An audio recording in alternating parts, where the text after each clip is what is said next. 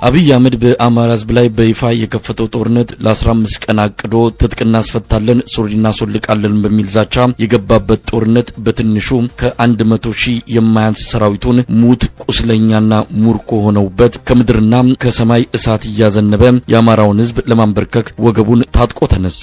አሁንም ውጤት አላገኘም። ምስለኔ አስተዳደር ሰይሞ የጸጥታና የደህንነት ተቋማትን በራሱ አምሳያ ተክሎ አማራ ክልልን ለመቆጣጠር ያደረገው ተደጋጋሚ ጥረት የፈለገውን ድል ከጁ ሊያስገባለት አልቻለም። ጎጃም ላይ ብቻ በየጊዜው ቀነገደብ ያስቀመጠ የከፈታቸው ዘመቻዎች በህዝብ ብርቱ ክንድ እየተመከተ ከሽፎበታል። አማራን በአማራ ለማጨራረስ የዘየደው የሚሊሻ አድማ በታኝ ልዩ ኃይል ስምሪትም አሉታዊ ውጤት ይዞበት መጣ እንጂ በእጅ የሚጨበጥ ድል አላስገኘለትም። ለአንድ ሚሊሻ እስከ 20,000 ብር ወራዊ ደሞዝ እየከፈለ መከላከያ ሰራዊቱን ከጀርባ አድርጎ ወደ ውጊያ ቢያሰማራም የጥይት ማብረጃ ከመሆን ያለፈ ውጤት ሊያመጡለት አልቻለም። በመላ ጎጃም ቀጠና ሌላ ዙር ጥቃት ለመክፈት ባህር ዳር ላይ እነ ጀነራል አበባው ታደሰ እየመከሩ እንደሆነም ተሰምቷል። ይህ በዚህ እንዳለ ነው እንግዲህ ሽንፈት ጣት ማቀሳሰሯ የሚጠበቀው ነው። አብዮት የገዛ ልጇን መብላት እንደጀመረች ታወቀው።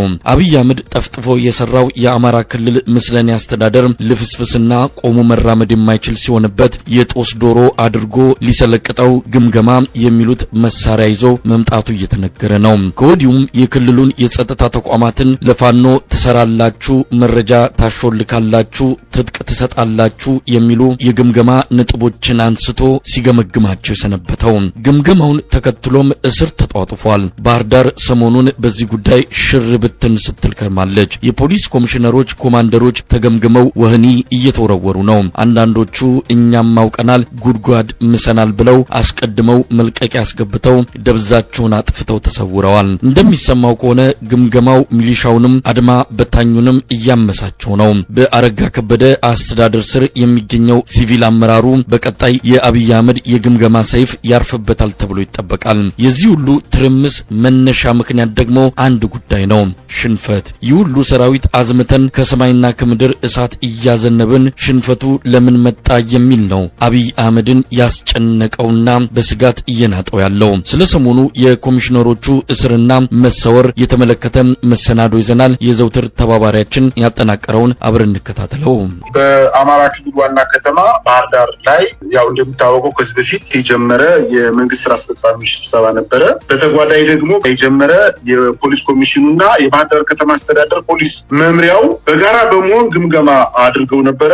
ግምገማው በመሪነት ያካሄደው የክልሉ ፖሊስ ኮሚሽን ነው። ነገር ግን ከትናንትናው ስብሰባ መጠናቀቅ በኋላ በርካታ የፖሊስ አመራሮች፣ የባህር ዳር ከተማ የፖሊስ ጽሕፈት ቤት ኃላፊዎች መልቀቂያ ጠይቀው ነበር። ከፍተኛ ግምገማ ነው የተደረገው። በዋናነት የግምገማው ዋና ዓላማ አንደኛ ከፋኖ ጋር በተደረገው ውጊያ ሆን ብላችሁ ውጊያ አበላሽታችኋል፣ በአባላቱ ላይም ከፍተኛ ጉዳት እንዲደርስ አድርጋችኋል የሚል ነው። ሁለተኛው ለፋኖ አመራሮች መረጃ አሾልካችሁ ትሰጣላችሁ ነው። ሶስተኛው የትጥቅና ስንቅ ድጋፍ ታደርጋላችሁ።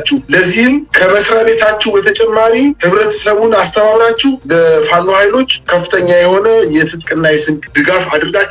ፖሊስ ጣቢያዎች መረጃ ሰጣችሁ፣ ተሰብረው ትጥቃችን እንዲወጣ አድርጋችኋል። በአጠቃላይ በሞትም ይሁን በንብረት ጉዳት ላይ እንዲደርስብን በማድረግ አንጻር ከፍተኛ ተሳትፎ አላችሁ በሚል ነው ግምገማ የተደረገባቸው። ይህን ተከትሎ አንደኛ መልቀቂያ የጠየቁ አመራሮች አሉ። ሁለተኛው የተወሰኑ ደግሞ በቁጥጥር ስር እየዋሉ ነው። መልቀቂያ እንዲጠይቁ ከተደረጉ የፖሊስ አመራሮች መካከል ወደ 7 ኮሚሽነሮች ይገኙ። አንደኛ ኮሚሽነር ሙላት አበበ፣ ሁለተኛ ኮሚሽነር ዘመነ አመሼ፣ ሶስተኛ ኮሚሽነር ደረጀ አቻሜለ፣ አራተኛ ኮሚሽነር አባዋ ታፈረ፣ አምስተኛ ኮሚሽነር ደለለ አስፋው፣ ስድስተኛ ኮሚሽነር አበባው፣ ሰባተኛ ኮሚሽነር ምስጋናው ናቸው። ሌሎቹ ኮማንደሮች ናቸው። ኮማንደር አበባው ብርሃኑ፣ ኮማንደር ቀለቡ አሰጌ፣ ኮማንደር ብርሃኑ ክንፈ፣ ኮማንደር ታዬ፣ ኮማንደር ሙልጌታ ጥላሁን እና 14ኛ ኮማንደር ሙልጌታ በዜ፣ 15ኛ ኮማንደር ጥጋቡ ናቸው። እነዚህ መልቀቂያ ጠይቀው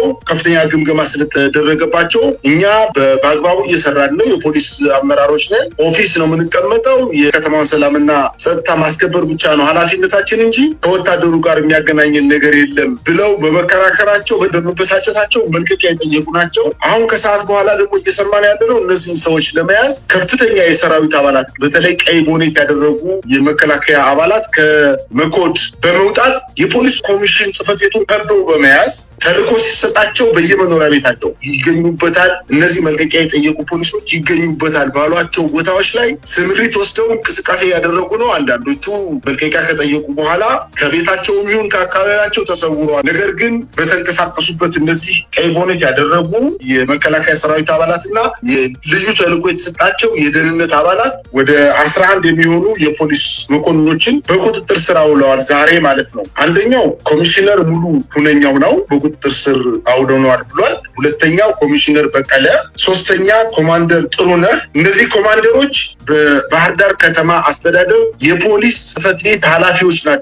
አንደኛ ፖሊስ ጣቢያ፣ ሁለተኛ ፖሊስ ጣቢያ፣ ሶስተኛ ፖሊስ ጣቢያ፣ አራተኛ ፖሊስ ጣቢያ ተብሎ የሚጠቀሰው እስከ 8ኛ ፖሊስ ጣቢያ ያሉ የፖሊስ ጽሕፈት ቤት ኃላፊዎች እና የፖሊስ አዛዦች ናቸው። ለምሳሌ ኮማንደር ጥሩነህ የሚባለው የ4ኛ ፖሊስ ጣቢያ አዛዥ ነው። እሱ በቁጥጥር ስር ውሏል። ሌላው ኮማንደር ደረጃ ኃይሌ ነው። ሌላው ኮማንደር አዝመራው፣ ኮማንደር ፍሬ አታላይ፣ ኮማንደር ያሬድ አበበ፣ ኮማንደር ታፈረ ጓዴ፣ ኢንስፔክተር መለስና ኢንስፔክተር ዘየደ ትኩ ናቸው። እነዚህ በክልሉ ፖሊስ የወንጀል ምርመራ መርማሪዎች ነው የሚሰሩ ፖሊሶች ናቸው። በተጨማሪ አሁን ከአንተ ጋር ከመነጋገሬ ከአንድ ሰዓት በፊት የደረሰኝ መረጃ ምንድን ነው? የማረሚያ ቤቱ ኃላፊና የክልሉ የማረሚያ ቤት ፖሊስ ኮሚሽነር በቁጥጥር ስር ውለው ወደ አልታወቀ ስፍራ እንደተወሰዱ መረጃው ደርሶኛል። ከዛ በተጨማሪ የከፍተኛ ፍርድ ቤት ዳኛ የሆኑት አቶ ታደለ በፍርድ ችሎት ላይ እንደተቀመጡ ወይም በጽሕፈት ቤታቸው ተቀምጠው መስሪያ ቤት ስራቸውን እየሰሩ እንዳለ ልዩ ተልዕኮ የተሰጣቸው ሰዎች በቁጥጥር ስር አውለዋቸዋል።